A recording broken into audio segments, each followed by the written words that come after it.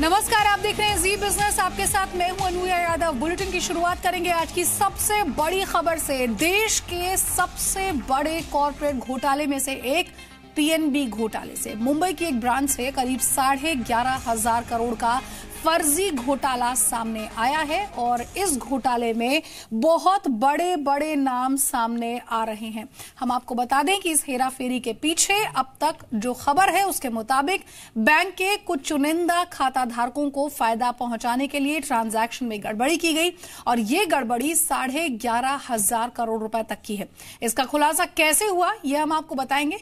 Punjab national bank ने बताया कि उसकी मुंबई ब्रांच में करीब 11,500 करोड़ रुपए के फर्जी लेन देन को पकड़ा गया है। बीएसई को दी जानकारी में बैंक ने बताया कि ये फर्जी लेन देन कुछ चुनिंदा खाता धारकों को फायदा पहुंचाने के मकसद से किया गया।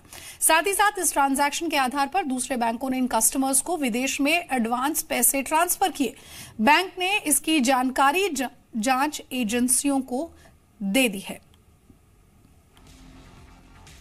मेरे साथ मेरे सहयोगी अनुराग ज्यादा अपडेट के लिए यहां पर जुड़ गए हैं। अनुराग, क्या कुछ और खबर आपके पास है यहां पर? और एक बात तो साफ है कि 11,500 करोड़ रुपए का ये जो फर्जी लेन देन है ये कोई छोटा मोटा मामला नहीं है, बहुत बड़ा मामला है।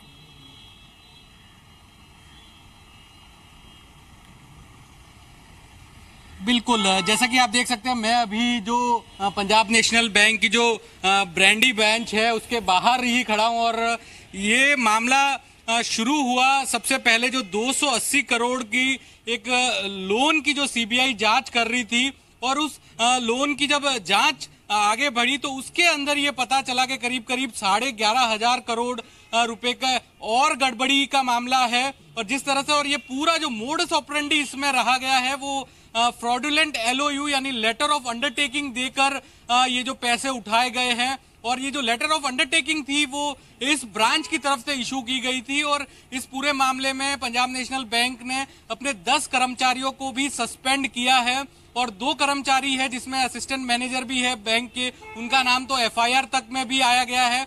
और जो 280 करोड़ की जो जांच कर रही थी सीबीआई और जब उस जांच के जो और तार आगे बढ़े तब ये पता लगा कि जो करीबन 8 एलओयू जो है वो इस ब्रांच की तरफ से जारी की गए और ये सारे जो एलओयू थे वो फर्जी एलओयू थे। और नीरव मोदी जो कि इस पूरे मामले में सबसे बड़ा नाम उभर के आ रहा है, जिनका देश के अलग अलग शहरों के अंदर जेम्स एंड ज्वेलरी का कारोबार है, जेम्स एंड ज्वेलरी के शोरूम है। तो जेम्स एंड ज्वेलरी के कारोबार में जब वर्किंग कैपिटल की जरूरत पड़ती है तो इस बैंक के द्वारा एलओयू के शर्त के ऊपर जो फ्रॉडुलेंट एलओयू थे, लेटर ऑफ अंडरटेकिंग, उसको जारी किया गया और उस एलओयू के ऊपर अलग अलग जो बैंकें थे उन्होंने जो नीरव मोदी है उनको पैसा दिया। और जब बाद में जब ये और जो 280 करोड़ रुपए की 280 करोड़ की जो सीबीआई जांच कर रही थी और जब ये सारे तार एक साथ लगे तब पता चला कि बाकी के जो इस बैंक ब्रांच के द्वारा जो ठीक है अनुराग,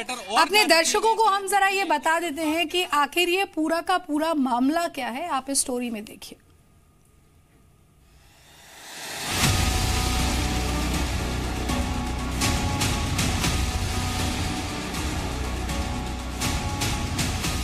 सरकारी बैंक में हजारों करोड़ की हेराफेरी।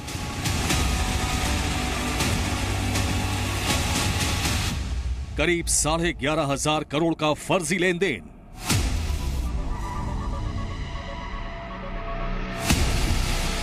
देश का सबसे बड़े कॉर्पोरेट फ्रॉड में एक।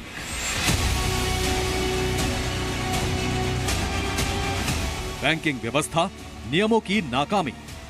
इस फर्जी लेन देन का लिंक देश के सबसे प्रतिष्ठित सरकारी बैंकों में एक पंजाब नेशनल बैंक से जुड़ा है।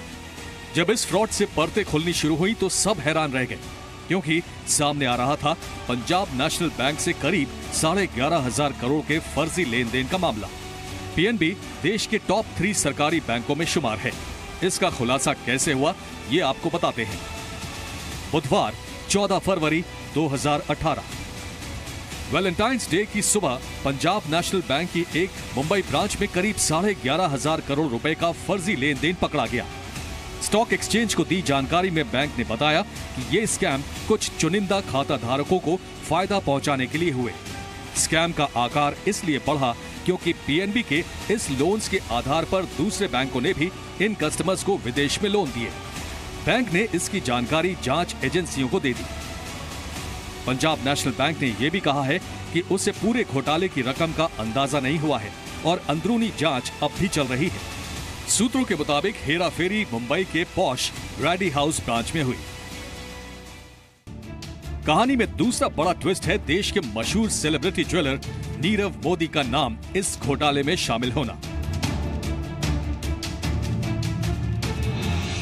Nirav Modi world famous diamond jeweller हैं। भारत से लेकर इंग्लैंड तक में नीरव मोदी के शोरूम्स हैं। बड़े बड़े सितारे और वर्ल्ड फेमस मॉडल्स उनकी ब्रांड को एंडोर्स करते हैं। इस केस में नीरव मोदी और उनके पार्टनर मेहुल चोकसी का नाम सामने आया है।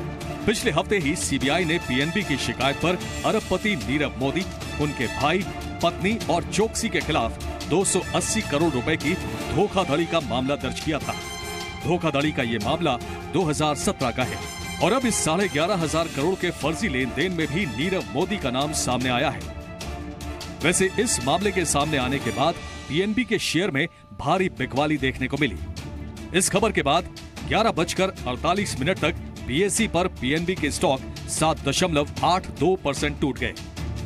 पीएनबी फ्रॉड मामले पर वित्त मंत्रालय की भी नजर है। Steps are being taken to this. The ministry has taken note of this, and certain steps are being taken. I am not privy to the specifics, but I am aware of this much. इस बीच PNB ने इस मामले में अपने 10 कर्मचारियों को suspend कर दिया है। लेकिन जिस तरह से इस फर्जी लेन देन का मामला सामने आया है, वो सरकारी बैंकों के लिए एक नई मुसीबत ला सकता है, क्योंकि ये बैंक पहले ही एनपीए की समस्या से जूझ रहे हैं। और दूसरी बड़ी बात ये कि ये बैंक खुद सिक्योरिटी को लेकर कितना संवेदनशील है। मुंबई से ब्रजेश मिश्रा और दिल्ली से आलोक प्रियदर्शी के साथ ब्यूरो रिपोर्ट, जी मीडिया।